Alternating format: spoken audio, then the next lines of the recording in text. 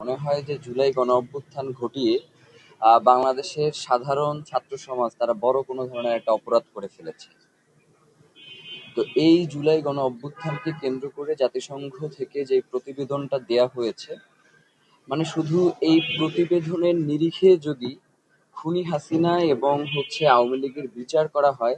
তাহলে খুনি হাসিনাকে অন্তত 100 বার ফাঁসি দেওয়ার জন্য এই বইটা যথেষ্ট,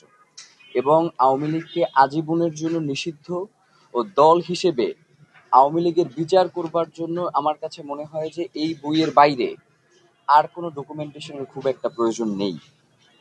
তো ইনকিলাব মঞ্চ শহীদ ওসমান হাদি জীবিত থাকা অবস্থাতেই বাংলাদেশে যখন সবাই বিভিন্ন ধরনের নিজস্ব ক্রেডিট বা জুলাই গণ অভ্যুত্থানে মানুষের যেই আত্মত্যাগ সেটা ভুলে গিয়ে পারস্পরিক বিবাদে জড়িয়েছে, তখন ইনকিলাব মঞ্চের মনে হয়েছে যে অন্তত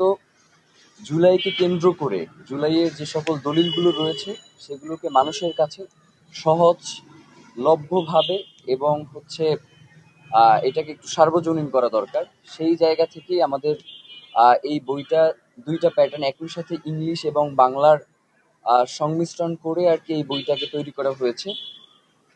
এবং এই বইটির ভিতরে এমন কিছু বিষয় রয়েছে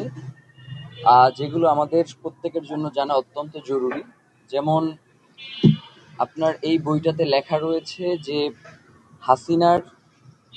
এই সময়ে শুধুমাত্র 15ই জুলাই থেকে 5ই আগস্ট পর্যন্ত 1400-এর অধিক মানুষ শহীদ হয়েছে, এবং এই শহীদদের ভিতরে 2/3 যাদেরকে হত্যা করবার ক্ষেত্রে মারণাস্ত্র ব্যবহার করা হয়েছে, এবং এই শহীদদের একটা উল্লেখযোগ্য অংশ হচ্ছে শিশু এবং নারী। তার মানে আন্তর্জাতিক ক্ষেত্রেও যখন যুদ্ধ হয় তখনও শিশু ও নারীদের ক্ষেত্রে বেশ কিছু শিথিলতা রাখা হয় তাদের নিরাপত্তা এবং তাদের ব্যাপারে যে কোনো ধরনের পদক্ষেপ গ্রহণ করবার ক্ষেত্রে। কিন্তু এই খুনি হাসিনা সে নারী এবং শিশুদের ক্ষেত্রেও এই ধরনের কোনো কিছু সে